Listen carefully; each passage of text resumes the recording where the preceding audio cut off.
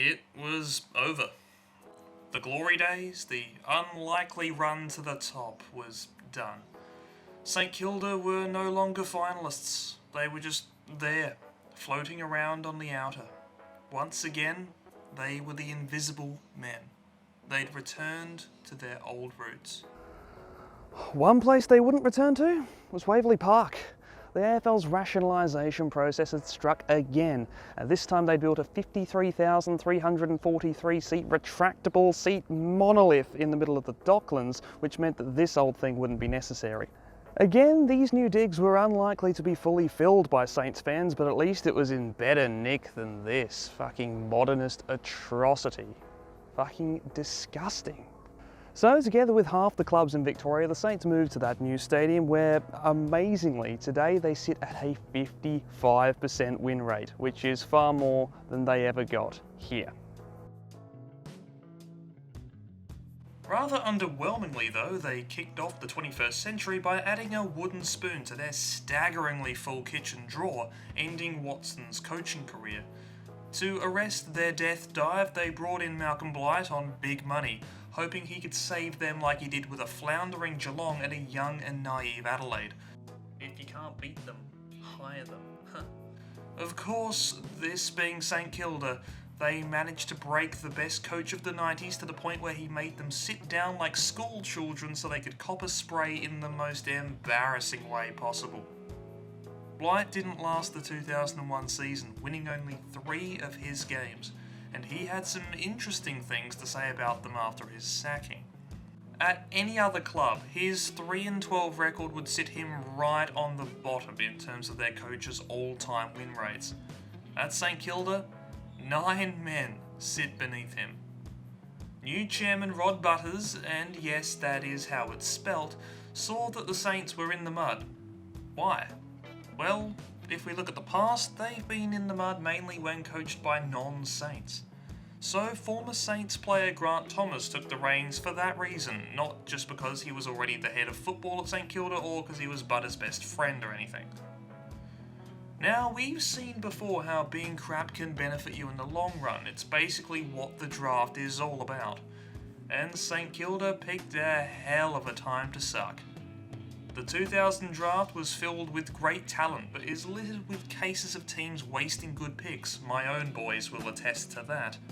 St Kilda, though, were armed with a priority pick, and having got pick 4 for the loss of Darryl Wakelin, had 4 picks inside the top 20. They couldn't miss. And they didn't. They traded pick 4 and 18 for Aaron Hamill and Fraser Gehrig, with those top 2 picks netting Nick Riewoldt and Justin Kosicki. Right after Kosicki won the Rising Star Award, and after St Kilda again bombed out, the 2001 draft rolled around, or as it's more commonly known, the Super Draft. Perhaps the best draft of all time. What a moment to suck. And more good news was on the way. Barry Hall had been traded to Sydney in exchange for a stack of picks that couldn't have come at a better time. The Saints didn't need him anyway. This was a long-form rebuild, and the young duo of Riewoldt and Cozzy would carry that forward line for 10 years. The Saints now wanted to bolster their midfield, so some of the Hall picks went toward trading for Heath Black and Trent Noble. Luke Hodge was snared with pick number 1, so the Saints opted for Luke Ball with their priority pick. Their normal pick, number 5, could have seen any of these names come to Moorabbin. Instead, they got Xavier Clark. Clark and his brother Raphael were by no means awful players, and getting 100 games out of a 5th pick isn't exactly the worst thing in the world, unless that pick was in perhaps the best draft ever. Xav would be maligned by Saints fans through no real fault of his own for the rest of his career, just because he wasn't one of these guys. Luckily, picks 13 and 37 were still active, with Nick Del Santo and Lee Montagna making their way to the Bay. And, alas, St Kilda still sucked. So 2002 rolls around and Carlton have the number 1 pick, except they don't. Their salary cap rorting lost them all their first and second round picks, making an example of them so no club would ever do that sort of shit again. So the 15th place side inherited pick 1 and lordy loo, look who it is. Fancy seeing you here. Again, they'd picked the right time to suck. I mean, it sure helped that Robert Harvey missed half the season 2 years in a row. He and Tony Lockett really did have a lot in common. And, quick tangent, this injury was a shoulder, done in the same way that Ablett did his. The 0-1 injury was your standard knee tear. But the best Harvey injury story is the Harvey floor banger. He'd had plantar fasciitis in the first half of 2005, a nasty and often niggling type of foot injury. Keen to avoid a long break, he chatted to the emeritus professors that are Justin Kaczynski and Fraser Gehrig, who'd solved their own plantar fasciitis by playing until the plantar fascia simply tore entirely, which simplified the healing process. Harvey, though, wanted a quicker solution. So he went home after training and jumped off his kitchen table until he heard the snap, and apparently he was fine the next day. Even played that week. What a hero. Together with losing ruckman Spider Everett, the Saints again had 4 picks within the first 20 or so. They'd done the forward line and the midfield. Now all that was left was a first choice ruckman and the defence. Pick 17 got Luke Penny from the Bulldogs, whilst Barry the Cactus Brooks needed 2 picks to wedge him from the Power. And unfortunately, cactus was the operative word to describe Brooks' Saints career. The Saints used their new number 1 pick on Carlton's initial target, Brendan Goddard. Lee Fisher and a selection of mature age talent also found their way to Moorabbin. I've gone through all of these names pretty quickly, but believe me, you'll be hearing most of them later. But for now, I'll just talk about Nick Riewoldt. His first year after the draft was wiped out by injury, allowing Cozzy an open run at the Rising Star. Then, for 2002, Big Cozzy's season was curtailed by an injury of his own. Riewoldt had to fill in for the best adjudged young player in the league, and he did a damn good job of it. No one wins a best and fairest in their first full season. Even if you're in a team as crap as the early aughts Saints, you're not supposed to be that good that quickly. Nick Riewoldt sure was though. In addition to 21 goals and 33 rebounds, he scooped up 178 marks, the most of any player within the regular season. Not only did he win the Trevor Barker medal at the first time of asking, and not only did he also win St Kilda's second consecutive Rising Star, but he accumulated 11 Brownlow votes in his rookie season. Very rarely did any fellow Rising Star winner even get close to that number. That was a prelude to how Riewoldt would take the league by storm. This graph shows the top 20 individual seasons for marks since 1970. 4 of these spots belong to the great Gary Dempsey. It's super rare to be able to claim so many spots in a top 20. The only men to have more are Kevin Bartlett for kicks, Don Scott for frees against, the Sydney flavour of Josh Kennedy for contested ball, and, at his current pace, Harris Andrews for 1%ers. Oh, and Nick Riewoldt for marks. He made a name for himself as a fierce competitor. His mark of the year in 2004 looks like car crash footage, yet he gets straight up. In 2005, he broke his collarbone. 99% of plays in the league come off here, go down into the rooms, and just give up entirely. Not Nick Riewoldt though. Instead, he shakes off the trainer and mans up on Chris Scott and Mal Michael, 2 of the toughest and most aggressive defenders of the time, who make him rue that silly but brave choice. Other players might have had more spectacular impacts during the 2000s, but Nick Riewoldt was someone you built a team around. He was the core in a way very few players have ever been. He was a key figure in the Saints rebuild, which came at a crucial time for them. By the early 21st century, the AFL's foundations had been set. Even the expansion clubs had begun ferocious rivalries and derbies, while the Foundation Victorians gained more rivals through renewed competition. Everyone had a rival, Adelaide had West Coast, Brisbane had Collingwood, Carlton had Collingwood, Collingwood had Essendon, Essendon had Hawthorn and Carlton, Fremantle had West Coast, Geelong had Hawthorn, Hawthorn had Melbourne and North, North had Essendon, Melbourne had Collingwood, Port had Adelaide and Brisbane, Richmond had Collingwood and Carlton, the Swans had Collingwood and West Coast had Essendon, and the Bulldogs had Adelaide. Everyone had a rivalry except one team, a team that was older than 10 of them, and a team that could trace back its roots to the very first Australian rules team ever formed. No one hated St Kilda at that point. No one really loved them either. Everyone seemed to see the Saints as a bit of a joke. To the end of their disastrous 2000 campaign, they'd only won 36.94% of their games, the lowest of any team that had lasted longer than 10 years. Even Fremantle were outstripping them, and they hadn't even won a final yet. I've actually chatted to Saints fans that I know, and even they couldn't figure out a genuine, passionate rivalry that's lasted any sort of test of time, especially from back in the early 2000s. A couple mentioned the Bulldogs in the 90s, but I even had a chat to Tom Campbell and Callum Wilkie about it. Campbell, a recent acquisition, couldn't think of anyone from an external perspective and certainly didn't suggest as though the Dogs reciprocated any tension with the Saints. It took Wilkie a while to think of a specific side. He mentioned Melbourne, which makes sense, I guess, and Collingwood for reasons which will become obvious later.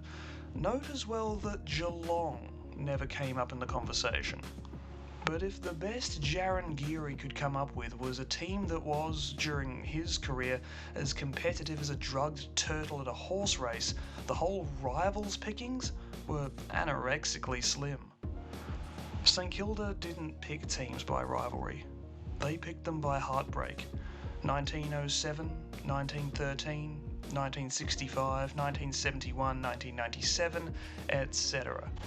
Their fans, even in 2023, seem to struggle to pick a rival. When the Saints came to barely account for a lacklustre GWS side this year, I canvassed the St Kilda faithful to see who Saints fans hated the most. Obviously it was Collingwood, but we're currently in the year 2000. Without wishing to spoil, the big thing that renewed their Collingwood hatred is a decade in the future. Subtract that from my interviewee's reasoning and you have no concrete pillar of rivalry at this point. Their struggles weren't with other clubs. Their struggles were with their own fate. They weren't really close to the other foundational clubs, so there was no proximity rivalry. They'd failed to create long-running title battles a la Hawthorn and Essendon or Melbourne and the Pies. They hadn't captured the imagination the way Geelong and North did in the 90s and the way that Brisbane and Essendon were doing now. They hadn't really had a player betray them by moving like Ron Barassi. All that was left to do was to bide time until this new wave of talent got good and build rivalries through good, old-fashioned competition. Once they could escape mediocrity and or incompetence, then they would prove worthy of a rival. And it didn't take long. 2003 was a developmental year that saw the Saints last at the end of round 4. Quick tangent, they played their 2003 game in 2003. They won it, so cool. They didn't do a whole lot, but built confidence with a win streak at the end of the year. Geelong ended it in the last round, but St Kilda took revenge in the first game of 2004, sparking a 5-0 start. They hadn't really played any good teams yet, but in round 6, they'd play the best team that the AFL has ever seen. It was first versus third, and yet the ladder leader Saints was still the underdog. The underdog, amazingly, dominated the first 10 minutes and had the first 3 chances of the game, all of which missed. Brisbane's first 3 shots? Of course, they were all converted. Guerra finally gets a major for the Saints before 3 of their 4 most experienced players all miss. Brisbane's first behind that came off their own boot wasn't until 10 minutes into the second term, but by then the wayward Saints had sharpened up and evened the game. Stevie Milne found himself free to put them in front. From here, St Kilda decided to turn up the wick, and the Lions couldn't keep up. The Lions, reigning three-peat premiers, were making basic mistakes. Again, only wayward kicking stopped the Saints from clawing out an even bigger margin. But as Nick Riewoldt scored his second, 10 minutes into the last term, the Saints looked like they'd iced it. 25 points up, 15 odd minutes left on the clock. If it hadn't have been for 3 goals by Lappin, then this thing would have been a slaughter, and he was lucky to get one of those. Not sure what was more ridiculous, this umpiring call, the fact that Lappin didn't really want to have that set shot, or that St Kilda's jerseys that year were made by Piping Hot, of all companies. Yeah, everyone forgot that, didn't they? But yeah, St Kilda had iced it. Simon Black had been quiet. He would have less of the ball tonight than Heath Black, for God's sake. In fact, he'd been shoved up forward to blanket a Brett Voss tag, which meant he was in the perfect place to row the contest with the class everyone knew he had, but hadn't seen enough of tonight. 19 points the margin.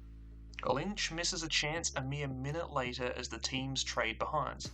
19 points still. Time ticks down. It looks like Lynch had really missed the chance to draw the game back for Brisbane. He gets one with 10 minutes left to make the scoreboard look a bit better, 13 points. It's too late though, at the rate the Lions have scored. Look, Alistair, I don't care if you have it again. You're a fullback a month off from your 36th birthday on a tight angle. You're not scoring again. Oh, shit. Oh, no. Score even. 7 whole minutes left. Alistair Lynch had 6 touches across 3 quarters. Now he kicked 3 goals in 3 timed minutes. For the next 5 minutes, St Kilda don't even look like getting out of their back half.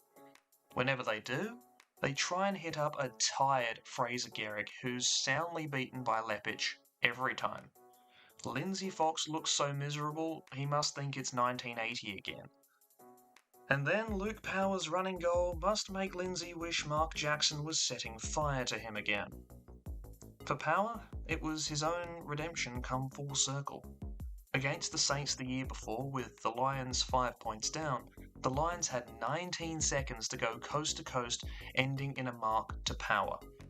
Sadly, that play took them about 19.5 seconds. Luke Power, desolate at coming half a second away from being a hero, has a shot out of pure frustration. It sails right over the goal umpire's head. That hypothetical shot would have given Brisbane the win. Tonight, Power has righted the wrongs of history. Teamed with tonight's comeback, it's the perfect story. The footy gods appear to be wearing maroon, blue and gold. 6 points down, about 4 minutes left. The Lions chew up the clock, and then, as the minute timer jumps from the 20s to the 30s, the ball gets put out in front of Nigel Lappin. 55 metres out, with help in hand. It's done. Goodbye. Except, no. The ball stays low. Brett Voss wins a 2-on-1. They throw it forward and the youngster Corrie drops a chance to seal the game. Nick Dal Santo wins a free kick and bombs it in pure hope. Cozzy picks it up with his trademark lankiness and shovels it to Xavier Clark. Thankfully, he's tackled before he can become a hero. Cozzy punches the ruck tap away. Some Lions have a civil war before Aussie Jones only just sneaks it in for a behind. Apparently. Bet you Damien Hardwick would have loved watching that. Regardless, the margin's less than a goal now, and that's at least 3 key scores in big games that St Kilda or their forebears have benefited from. The redemption meter is officially full. Feel free to exchange that redemption at any point this decade. Mal Michael bombs it out, Heath Black retrieves it 80 metres from goal and finds Voss. Brett Voss. He spots up a wide open player on the outside about 65 metres out. Troy Schwarze was part of the Matty Lappin trade and oh boy did he not meet expectations early. He was ineffectual, inexperienced, and lambasted by fans. He was very much a player without a permanent home on the field, and it showed. The Saints had needed him less and less in each game he'd played in 2004, and he'd actually been dropped for this clash. Luckily, Aaron Hamill was a late out, with Schwarze only getting the call up under 24 hours before the game. And with just 2 touches in only 20 minutes on the ground tonight, he needed to do something big to save his career. Appropriately for a positional outcast, Schwarze reckoned no Lions players knew where he was meant to be.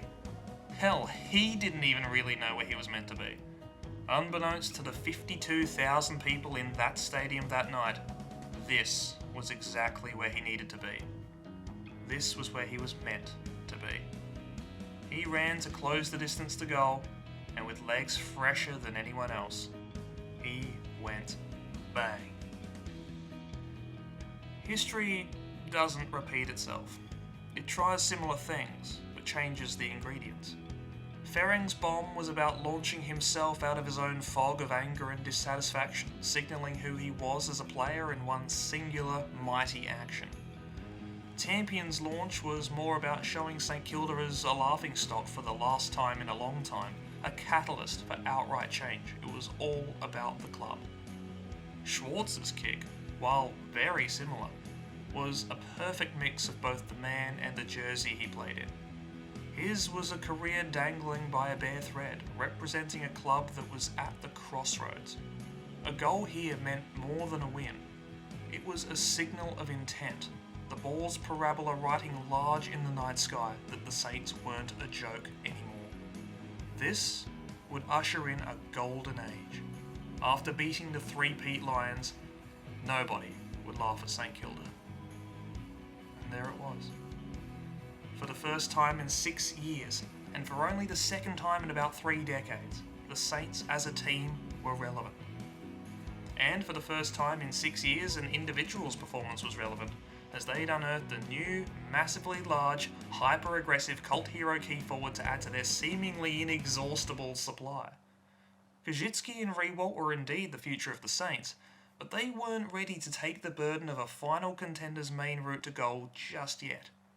Instead, that task was passed on to a guy who spent the bulk of his career as a defender. Fraser Gehrig came to the Saints as a swingman. He'd spent equal time up front and down back for the Eagles. As Riewoldt and Cozzy were plugged into the holes up forward, a glaring hole was left down back, and that's exactly where Gehrig went for the first 24 games of his Saints career. For game 25, Grant Thomas moved him up front. Gehrig's last 8 games in West Australia all involved a large amount of time in the attacking 50. Unfortunately, those games were during one of the worst backslides in AFL history, caused mainly by an injury to star forward Scott Cummings, which is why Gehrig was up there in the first place. Gehrig struggled as the number 1 forward, getting as many tackles as goals in those games, losing all but one.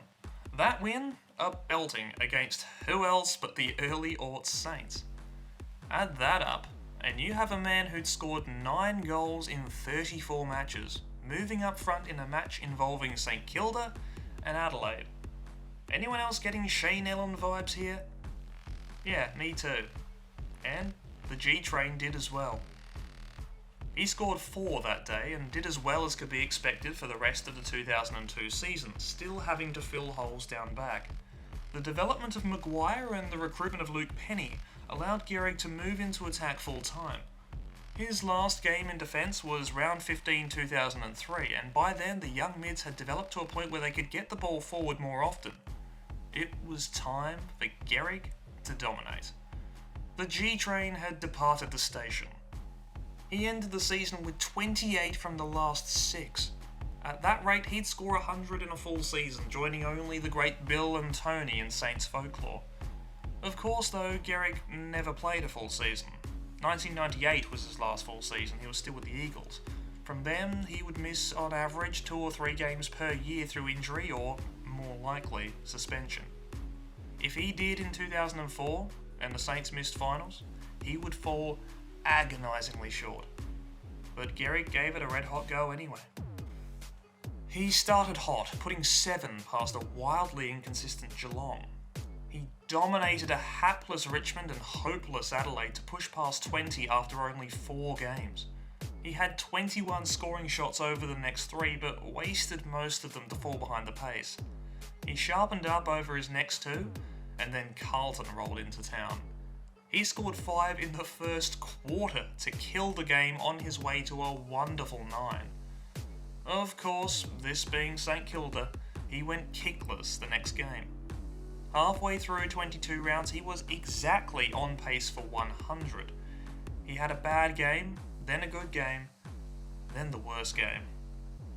Losing, kickless, and frustrated, he lashed out at Matthew Bishop. He copped 2 weeks for it, losing valuable time in his race for the Coleman medal. While he was gone, Matthew Lloyd racked up 11 goals. And guess who St Kilda faced on the G-Train's return? Round 17 2004 will be remembered for Adelaide's biggest ever loss, and for Peter Schwab making way for the man with the stupidest name in football, who himself made way for the most successful coach of the national era.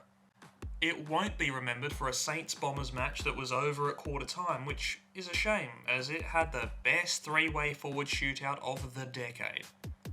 Gehrig and Riewoldt took the game by its dangly bits with 3 each in the first.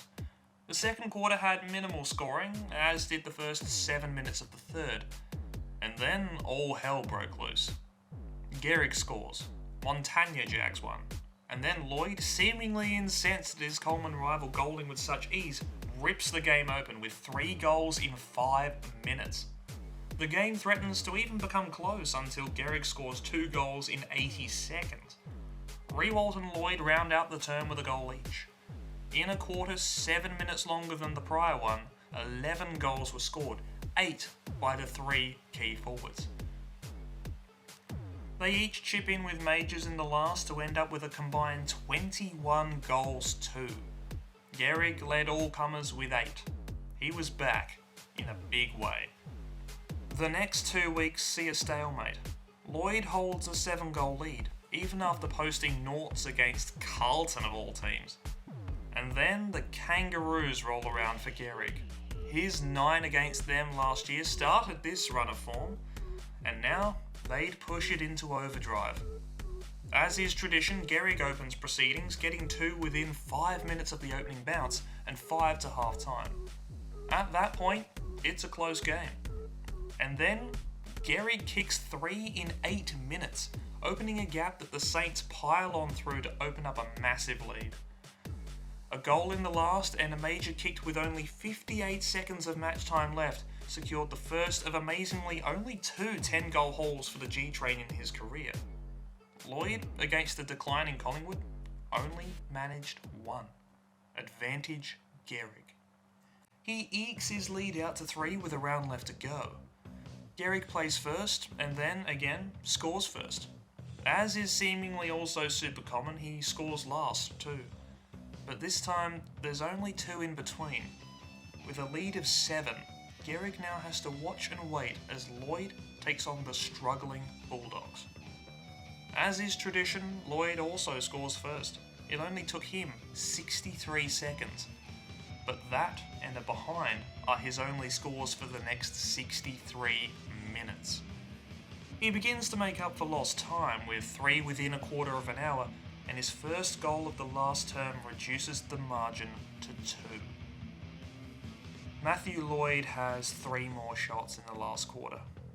His 2004 accuracy to this point is 73.33%, and his 2 full seasons before that were at exactly 75. His odds of nailing all 3 are just under a coin flip. His odds of missing 2 of those shots to hand Gehrig the Coleman medal outright are 1 in 20. Of course, this being St Kilda, Lloyd misses 2 shots to hand Gehrig the... Wait a second.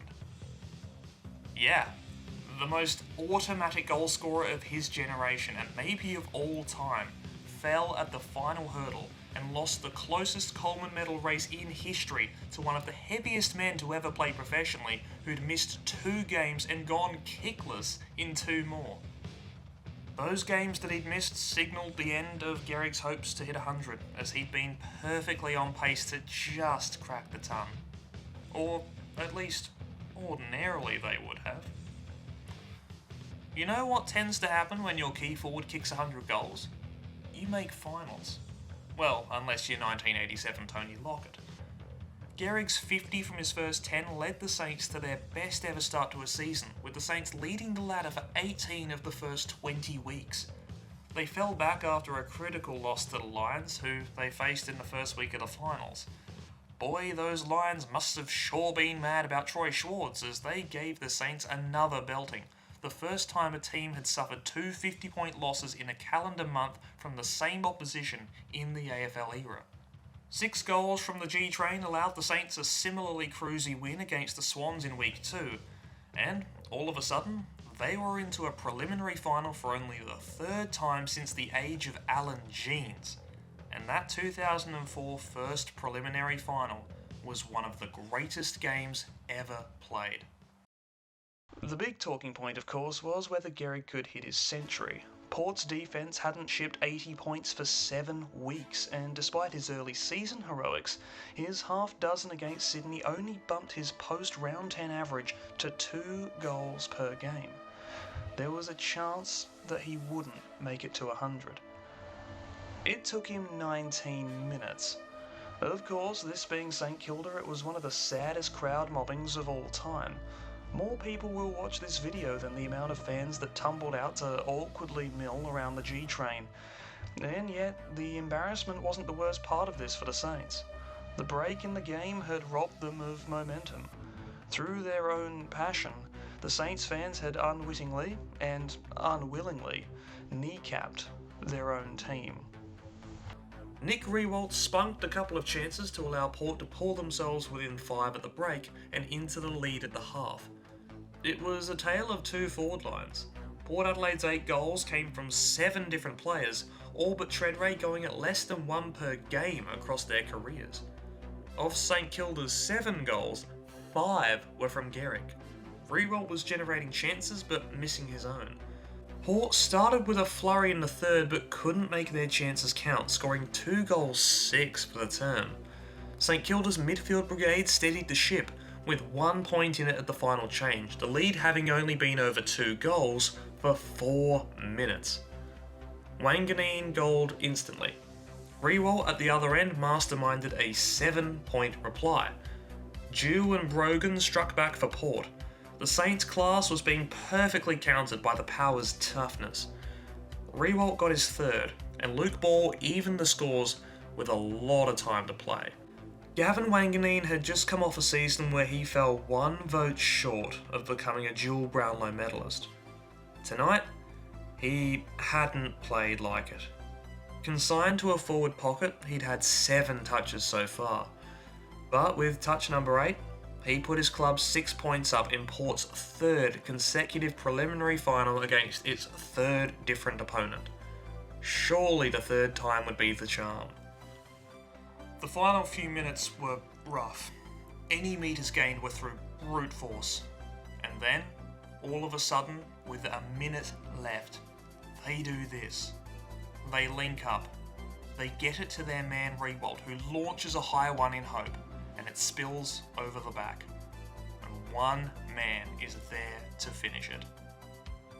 12 months ago, Brent Guerra was wearing that Port jersey.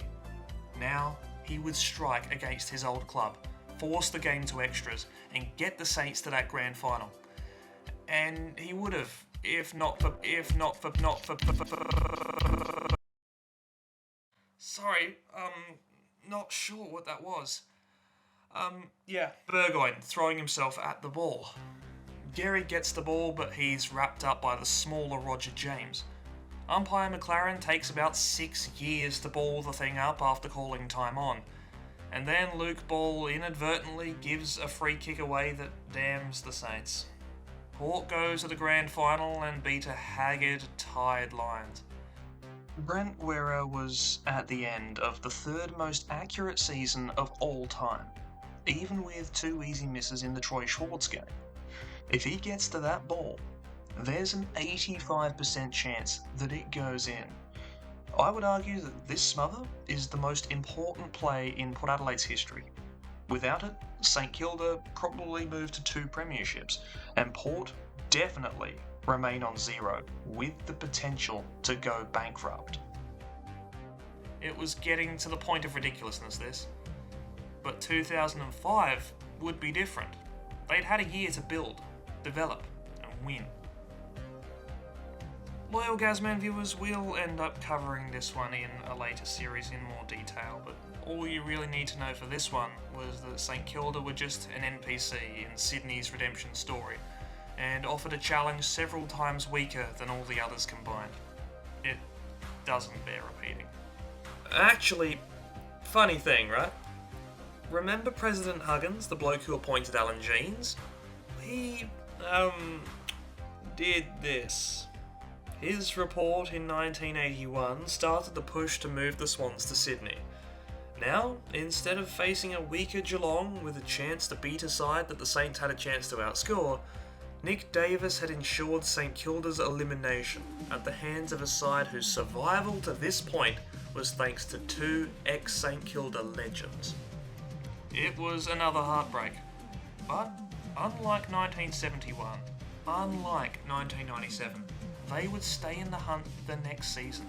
They would make the charge again. And this constant competitiveness had finally brought with it their first rivalry. They ended up getting a rival that was one you really wouldn't have guessed, but somehow also the most obvious candidate. After all, Fremantle were no strangers to anonymity. It took them ages to make their first final, even with salary caps and the draft active. They had the most exciting player of the 90s and, like his Crows did, wasted him. But they too had begun to bob to the surface in the mid-aughts. They were right at St Kilda's level. All it would take was one thing for the rivalry to explode.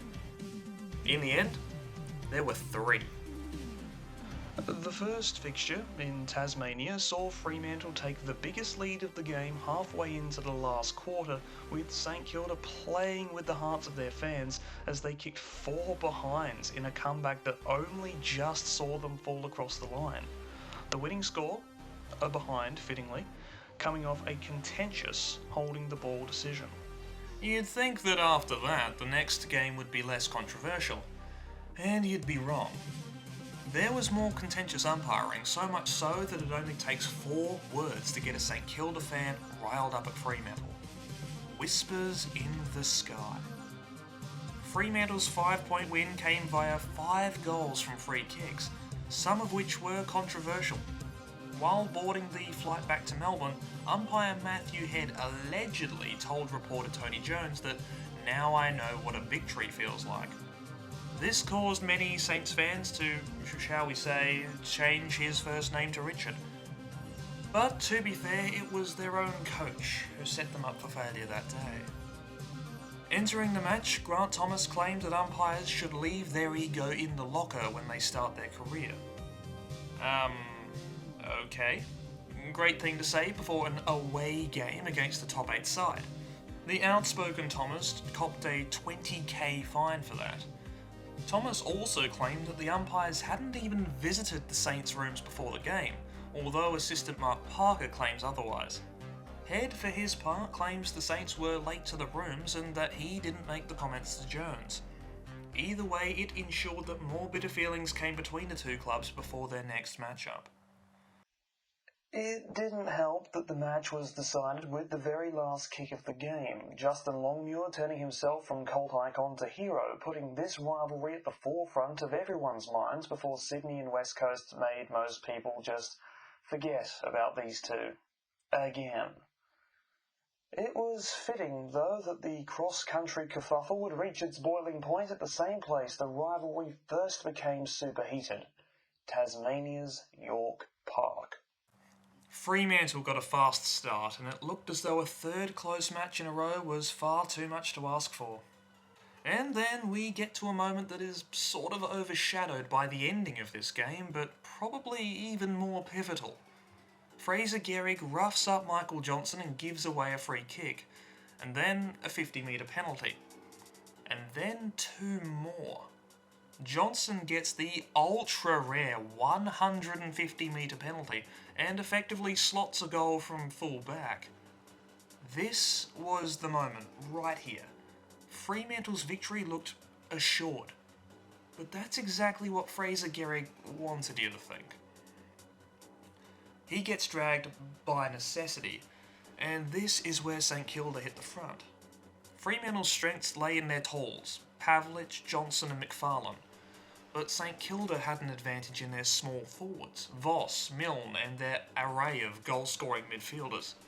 The Saints benched Nick Riewoldt and went fully small, their pace and agility pissing circles around the ill-equipped Docker defence.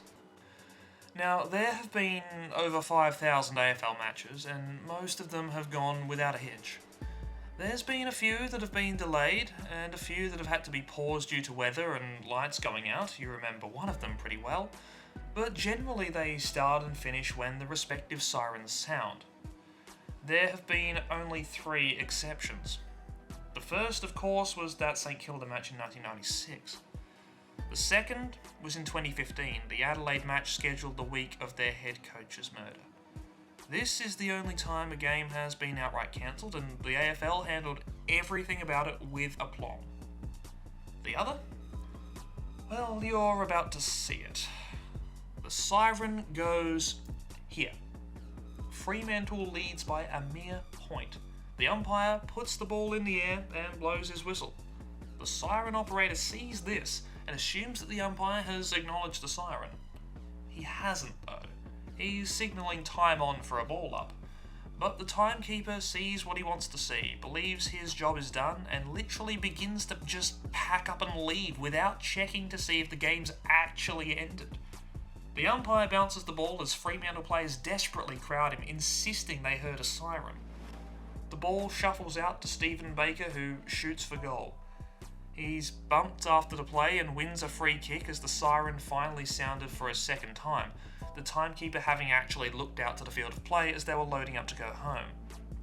As he takes the free kick, Fremantle coach Chris Connolly enters the field of play, technically while the game isn't over, which Lenny Hayes takes objection to. Baker misses, as he did the first time, because he's a terrible shot for goal, and that's that. The umpires meet up, give themselves a big old tick, and go home. Scores level, 94 all. Fremantle immediately protests and successfully gets the AFL to overturn the result, only the second result to be overturned by appeal since 1900. And what was that other time? I forget. Oh, right. Of course the Saints were involved in both of those games. To add insult to injury, Fremantle run the Saints off the park later in the year. This match had a massive impact on this rivalry that, in some aspects, wouldn't be felt for years. If that draw stands, which you could argue that technically it should have, St Kilda finishes third. They would likely lose the away game against Adelaide, beat Melbourne at home, and face Sydney. They'd beaten them earlier in 2006 at the SCG. I'd argue they could have made the grand final, and maybe even won it. But the Saints live in hell. So when they played those demons in week 1, their idols were cast out with injuries, as well as Raf Clark. They bombed out, and Grant Thomas, the second man to lead St Kilda to 3 final series on the bounce, the other being Alan Jeans, was unceremoniously, undeservedly, and unexpectedly sacked. 2007 was under the command of one of the architects of St Kilda's 2005 demise, Ross Lyon. A former Sydney assistant, he beat out future Sydney coach John Longmire for the Saints job. He took a look at a squad containing a man who'd won 2 of the 3 last Coleman medals, the best small forward in the league, and a half forward who just won the best and fairest, and decided to play a defence-minded game that featured more flooding than New Orleans had at the time. The players struggled to adapt as the team missed the finals, and it looked like another rebuild was on the cards. Many of the 04-05 squad had moved on, including the Big G train. Now, this series has already blown out from 3 hours of content to well over 6 at this point, and I'm trying not to add more stuff, but I just can't dog the G-Train. This is the story of his final game. Big Fraser was only 31 and one of 13 mad lads to kick 50 goals that season. Fucking skull Welsh. The Saints season had been ended the night before with Welsh's Adelaide beating Collingwood to flop across the line into 8th, which is surely a good thing for them, and oh god no. Gehrig himself was suffering from arthritis in his hands, not ideal for footy. He'd also claimed that he'd been sick all year and just wanted to travel, so he announced his retirement before the game. Like, I'm talking right before the game. It was a shock, but not a huge one. He'd floated retirement back in 2005 during his last Coleman Medal season, after all. Before the game, the usually reserved Gehrig went over to the 12 people in the cheer squad, and even Robert Walls was able to pick up that retirement was an inevitability. So all that was left to do was win one more game for the big man, against a Richmond team that had had their asses kicked up and down the MCG all year. That ain't good. Yeah, 2007 Richmond weirdly gave St Kilda a tough run in both of their games. No idea why. Nick Riewoldt scores to reduce the margin to 2. Just. And then our man steps up. The big fella presents beautifully, and as Mick Molloy assists the police with their inquiries, he puts the Saints in front with his 4th goal of the day. In the AFL, you rarely ever know when you've kicked your last goal. This is the look of a man that knows he has. The normally accurate Nathan Brown misses down the other end with the match still on a knife edge. And then, 10 minutes later, there he is again. It was a one-on-one, but the other one was Will Thursfield, so that didn't really matter. All he had to do was just grab it with arthritic hands as brittle as chalk, and he marked it as strongly as he ever did. He walks back to take his kick, and, as he does, from up there, oh, there it is. The only emotions Fraser Gehrig ever seemed to show on the field were pure anger and whatever this was. But for a moment, right here, it all came out. Being a simple guy, he didn't really want to dwell on it.